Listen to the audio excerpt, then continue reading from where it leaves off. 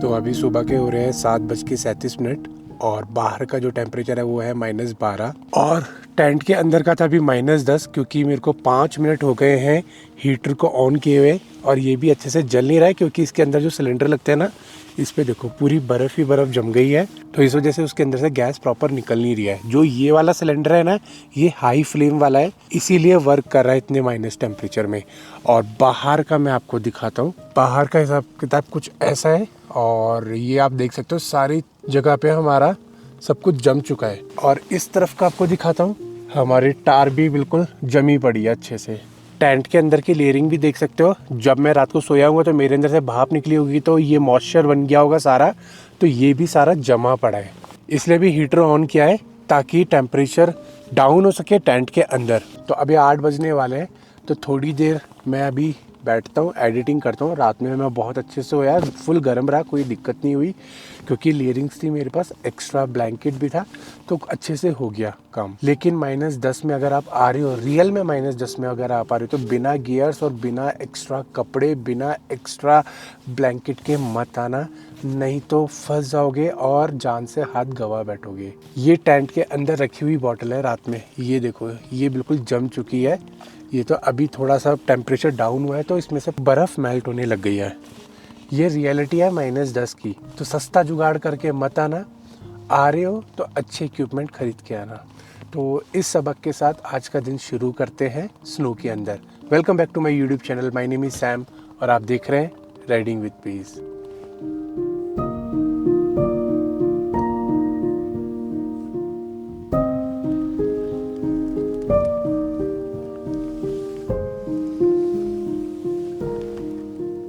तो आज की सुबह हमारे यांगला भाइयों के साथ में। आपका नाम भैया? अरुण। आपका? नितेंद्र। पवन। तो आप लोग यहीं से हैं? हाँ जी। कित मतलब जन्म वगैरह सब यहीं हुआ आप लोगों का? कैसा लगता है आप लोगों को यहाँ पे? बहुत बढ़िया, शांत शांत। और ये शॉप्स वगैरह आपने अभी कब बनाया था? अभी तो 12-13 दिन हुए होंगे। 12-13 दिन हुए हैं। हाँ जी। तो अभी पब्लिक भी कम आ रहा है ना? तो कल जब मैं टनल क्रॉस किया था तो टनल के पास बस थोड़ी बहुत स्नो थी और उसके बाद जब सिस्सू पहुंचा तो सिस्सू पे थोड़ी बहुत स्नो थी, लेकिन सिस्सू में निकल गई थी। उसके बाद आप जब आते हो टांडी की तरफ तो ये यांगला विलेज पड़ता है। तो यांगला विलेज से थोड़ा सा पहले स्नो पॉइंट बनाया हुआ है यांगला के नाम से ही। ये आप देख सकते हो यहाँ का व्यू, चारों तरफ स्नो ही स्नो है क्योंकि इस तरफ ना धूप कम आती है तो इसलिए ये टिकी हुई। अगर यहाँ पे धूप आती तो ये भी निकल जाती। तो टूरिस्ट के लिए ये अभी पिकनिक पॉइंट टाइप में बना दिया है। अगर आप आना चाह रहे हो, आपको कहीं स्नो नहीं मिलती है तो यांगला विलेज में आ सकते हो स्नो पॉइंट पे। जैसे मैं आया, मुझे मिल गई स्नो और वो देखो वहाँ खड़ी है हमारी इसूजू कितनी दूरी पे, और हमें अभी जाना है वहाँ ऊपर की तरफ, वहाँ पे है मेन हाईवे। तो रात बहुत तगड़ी तरीके से बीती। टेम्परेचर आप देख ही रहे थे, -10 -13 हो ही गया था। और अभी मेरी भैया से बातचीत चल रही थी तो भैया बता रहे थे यहाँ पे ना लोग आ जाते हैं पतले पतले से ब्लैंकेट, ऐसी टेम्परेरी टेंट लेके कैंपिंग करने के लिए। कैसी हालत हो जाती है भैया उनकी? भाग जाते हैं भाई, भाग जाते हैं, रुकते नहीं है। रुकना भी खतरा है ना उनके लिए, रुक भी गए तो कुछ ना कुछ। सही बात है। तो देख लो आप, फिर यही होता है कि अगर आपके पास गियर्स नहीं है तो यहाँ के फंस जाते हो। अपन इसलिए कर पा रहे हैं कि अपने पास प्रॉपर गियर्स हैं और हर एक चीज़ अवेलेबल है, तो इसलिए अपन टिक जाते हैं। अदरवाइज़ अपने पास ये चीज़ें ना हो तो मैं भी नहीं कर सकता कैंपिंग। मैं आपको साफ बता रहा हूँ, मेरे पास भी इतने गियर्स ना हो तो मैं भी आऊँ और उसके बाद खाना बनाऊँ और सीधा होटल में चला जाऊँ। तो आप लोगों से यही रिक्वेस्ट है कि इनकेस अगर आप माइनस टेम्परेचर में आ रहे हैं तो प्रॉपर कैंपिंग गियर्स के साथ आइएगा।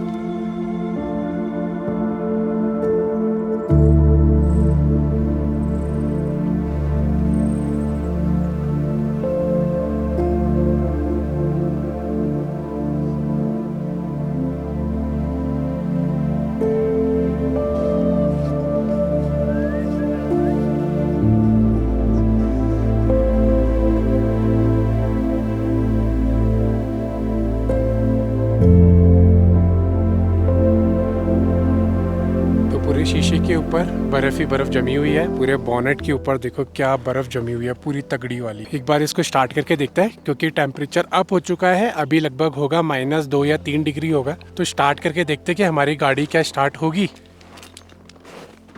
खोल दिया लॉक,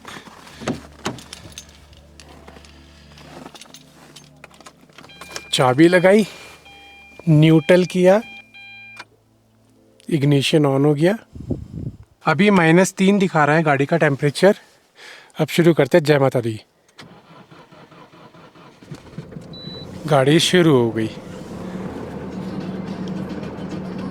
तो गाड़ी ने स्टार्ट होने के लिए थोड़ा सा स्ट्रगल लिया था। उसका रीज़न ये है कि अपनी गाड़ी ना अभी तक छाया के अंदर है और माइनस टेम्परेचर में है। सोचो रात में -13 तक गया है और सुबह अभी भी -3 है। तो जो चीज़ जमी थी वो जमी हुई थी, फिर भी अपनी गाड़ी सही स्टार्ट हो गई। अब अपने पास ना 2 ऑप्शन थे कैंपिंग करने के लिए। एक तो यहाँ पे स्नो पॉइंट, जो ये यांगला विलेज का स्नो पॉइंट बना हुआ है, पिकनिक पॉइंट, और या फिर अपने पास वहाँ पे देख रहे हो उस तरफ जहाँ वो गाड़ियाँ खड़ी है, वहाँ हम लोग कैंपिंग कर सकते थे।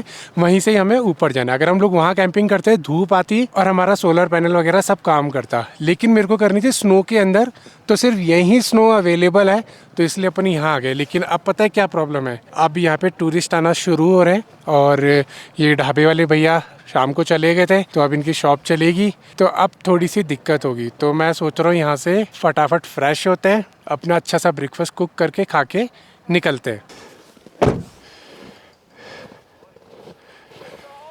ये है माउथ वॉश, और माउथ वॉश के अंदर भी देखो कैसे बर्फ़ जम गया है। ये तो हमारे गाड़ी के अंदर ऐसे प्लेस पे रखा हुआ था जहाँ पे टेम्परेचर का पहुँचना थोड़ा मुश्किल था, फिर भी ये जम गया। सोचो सच में कितनी ठंड होगी। जब ये जम सकता है तो समझ लो क्या क्या जम सकता है। तो अभी दोपहर के बज गए 1 और मैं जिस प्लेस पे कैंपिंग कर रहा हूँ ये अभी पिकनिक स्पॉट बन गया है। अब पब्लिक आ रही है तो थोड़ा सा डिस्टर्ब मैं हो रहा हूँ। अपने को चाहिए बिल्कुल शांत एकांत, लेकिन स्नो सिर्फ यहाँ पे है या अटल टनल पे है। सिस्सू में भी जो स्नो थी वो हल्की हल्की जगह पे है, वरना वहाँ से भी सारी मेल्ट हो गई है। और वहाँ पे पुलिस वालों ने 4 बजे तक का टाइम रख दिया है, तो वहाँ पे रुक भी नहीं सकते, आप कैंपिंग भी नहीं कर सकते। कल पुलिस वालों ने मेरे को वहाँ से आगे जाने के लिए बोल दिया था, तो अब मैं यहाँ आया। फिर स्नो कैंपिंग तो करनी थी, मैंने कहा चलो यहाँ पे अपन कैंपिंग कर लेते हैं। अभी पब्लिक आना शुरू हो रही है, तो इससे पहले भीड़ भड़ाका शुरू हो तो अपना फ्रेश होते हैं और ब्रेकफास्ट करके आगे का प्लान सोचते कि करना क्या है हमें।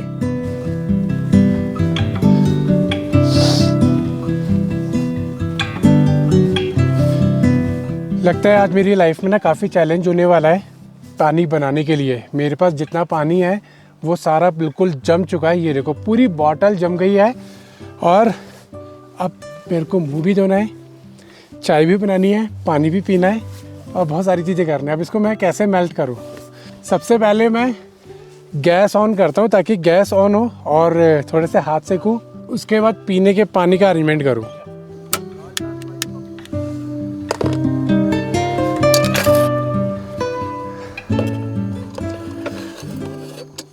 अगर नॉर्मल वेदर में कैंपिंग करो ना तो आपका स्ट्रगल बहुत कम होता है, ना के बराबर। लेकिन अगर आप स्नो में कैंपिंग कर रहे हो तो आपका स्ट्रगल 10 गुना बढ़ जाता है। आपको हर एक चीज़ में ना टाइम टू टाइम काम करना पड़ता है। अगर जहां आपने काम छोड़ा वहां आगे के लिए आपका स्ट्रगल और दुगना हो गया।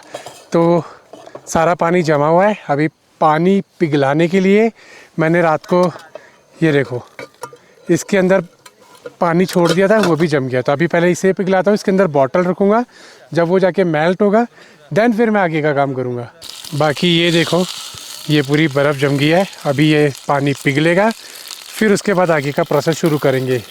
और वेदर में बदलाव नज़र आ रहा है, थोड़े थोड़े से क्लाउड हो गए। वैसे वेदर फोरकास्ट में दिखा रहा था कि थोड़े से क्लाउड हो जाएंगे, लेकिन फिर उसके बाद क्लियर हो जाएगा। बाकी इस पॉइंट पे अभी धूप तो आएगी नहीं, ऐसी छाँव रहनी है। मौसम अगर नहीं खुला, बाई चांस अगर स्नोफॉल स्टार्ट हुआ तो मुझे बोला है कि आप यहाँ से फटाफट निकल लेना, क्योंकि यहाँ पे सबसे ज़्यादा स्नो पड़ती है और यहाँ पे ना मेल्ट भी बहुत लेट होती है। तो अगर आप यहाँ फंस गए तो मान लो फिर हो जाएगी दिक्कत। और पीछे की तरफ जो ये एरिया है यहाँ से आता है एवलांच, तो फिर मतलब खतरा ही खतरा है, समझ जाओ। तो अगर स्नोफॉल स्टार्ट होता है तो आप पैक करके निकल लेना, रुकना मत। तो ये मैंने बोतल उठाई और यहाँ पे पानी खोलने लग गया, तो इसके अंदर मैं डाल रहा हूँ अभी, ताकि ये पिघलने लग जाए। पानी देखो कैसे खोलने लग गया, जैसे मैंने बर्फ़ वाली बोतल रखी है। 2 बोतल पानी पिघलाने में मेरे को लग गया लगभग 15 से 20 मिनट, क्योंकि यहाँ पे टेम्परेचर अभी भी -5 डिग्री है।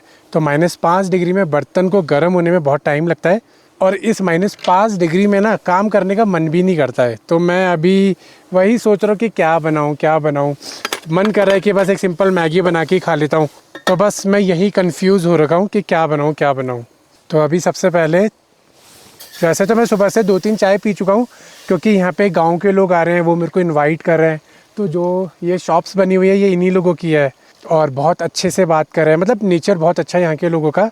तो अगर आप आ रहे हो, अगर आपको कहीं भी स्नो नहीं मिलती है तो सीधा यांगला विलेज में आ जाना। आप मेन रोड से आपको ये वाला पॉइंट दिख जाएगा। तो यहाँ पे आपकी नीचे तक गाड़ी आती है, इवन यहाँ तक भी गाड़ी आती है। अगर 4x4 है, स्नो नहीं है, तो आप अपनी 4x2 आराम से लेके आ सकते हो। मेरी तो आगे देखो, मेरी तो 4x2 है, मैं ले आया। और वो भी तब लेके आया जब बिल्कुल अंधेरा था और प्रॉपर ब्लैक आइस जमी हुई थी। बाकी मैं आपको रिकमेंड नहीं करूँगा कि आप 4x2 गाड़ी को ऐसी जगह पे डालो। ब्रिज पड़ेगा, ब्रिज से उस तरफ खड़ी करके आप वॉक करके आ सकते हो। चलो जी, हमारा पानी उबल गया, दूध भी उबल जाए हमारा, तो फिर उसके बाद बनाते हैं चाय। और सोच रहा हूँ मैगी बना लूँ यार। आलस आ रहा है सच में, ठंड के अंदर बहुत ज़्यादा आलस आ रहा है और मौसम पूरा बिगड़ रहा है। उम्मीद है कि स्नोफॉल आ सकता है। अब स्नोफॉल कितना आएगा, नो आइडिया। अगर मैं सिस्सू में होता तो कोई दिक्कत ही नहीं थी, कितना भी स्नोफॉल पड़ जाता अपन वहाँ पे रुक सकते थे। लेकिन यहाँ पे नहीं रुक सकते, पीछे खड़ी पहाड़ी है, एवलांच आने का पूरा चांस है। और यहाँ से निकलने का जो रास्ता है पूरा ऑफ रोड है, वो पूरा डेड हो जाएगा। तो फिर तो समझ लो काम खराब है, मतलब रिस्क है, लाइफ का रिस्क है। तो जब आपको पता हो ये चीज़ें और ये चीज़ें फिर मैं करूँ, तो मुझसे बड़ा बेवकूफ़ कोई नहीं होगा।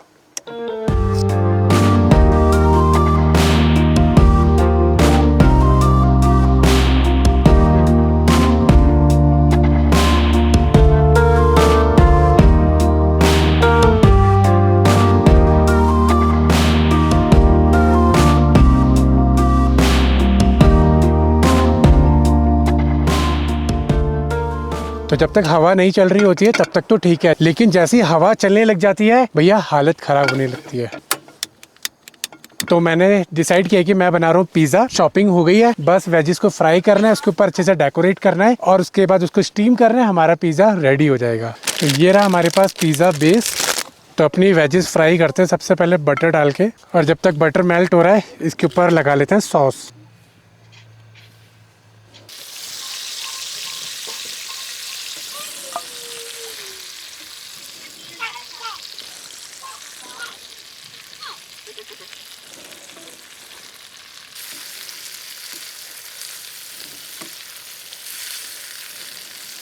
वेदर तो खुलता हुआ नज़र आ रहा है, लग नहीं रहा है कि स्नोफॉल होगा। प्रिडिक्शन तो दिया था कि सिर्फ क्लाउड होंगे फिर क्लियर हो जाएगा, तो मुझे अभी वैसे ही लग रहा है।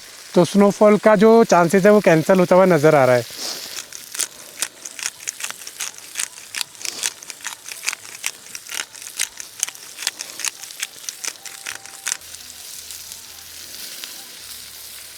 तो लो जी, हमारी वेजिस फ्राई हो गई है। अब इसको अच्छे से सेट करते हैं इसके ऊपर, ताकि हमारा पिज़्ज़ा थोड़ा सुंदर सा दिखे और साथ में टेस्टी भी बने यार। सुंदर तो चलो ठीक है, कोई बात नहीं, लेकिन टेस्टी भी बने। ये स्टार फिश नहीं लग रहा देखने में। चलो बाकी डेकोरेशन भी करते हैं।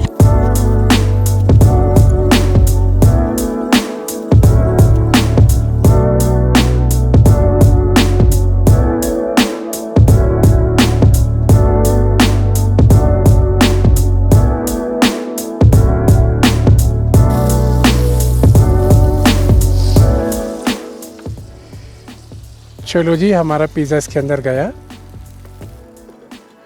एक बार फुल फ्लेम करूँगा ताकि इसके अंदर हीट बन जाए, और फिर इसका डाउन कर दूँगा। फिर धीरे धीरे कुक होता रहेगा। जैसे अपनी चीज़ मेल्ट हो गई समझ लो पिज़्ज़ा रेडी।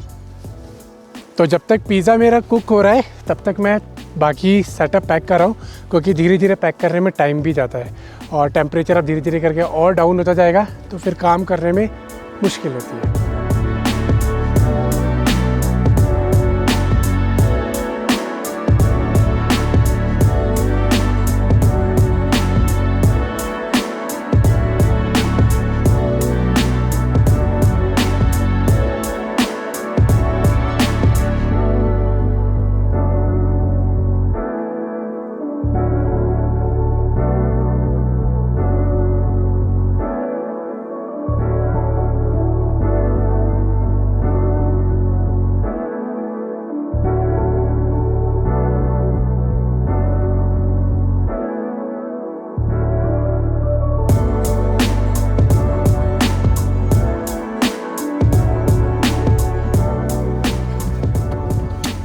ओके गाइस, तो मैंने भी टेम्परेरी पैकअप कर लिया और मैं यहाँ से निकल रहा हूँ और अब मेरे को जाना है नीचे। तो टोटल ब्लैक आइज हो चुकी है, कल रात वाला टाइम हो गया जब मैं आया था।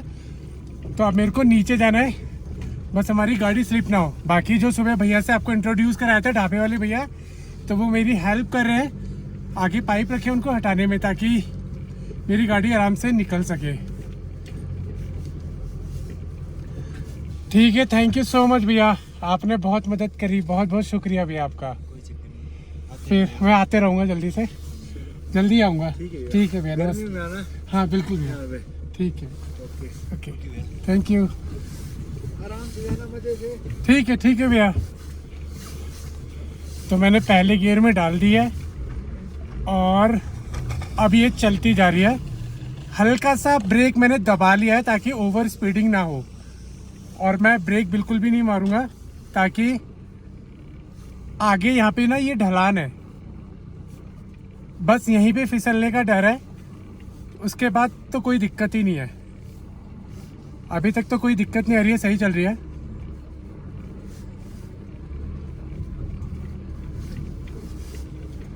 बस अभी जो ये टर्न आ रहा है ना, इस टर्न पे बस टेंशन है, बाकी कोई दिक्कत नहीं है।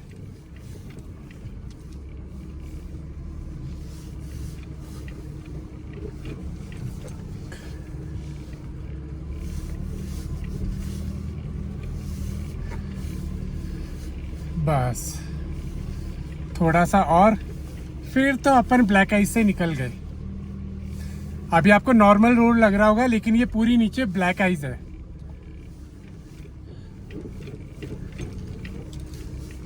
चलो जी, फाइनली पहुंच गए हम लोग मनाली।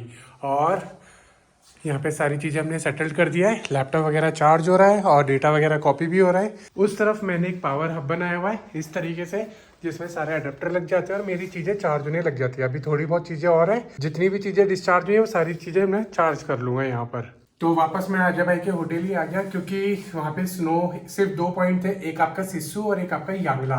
तो सिस्सू में तो पुलिस वाले रुकने नहीं दे रहा, और सिस्सू में बर्फ है नहीं, जो पेड़ों के नीचे पड़ी हुई है बस वही है, बाकी सारी जगह से मेल्ट हो चुकी है।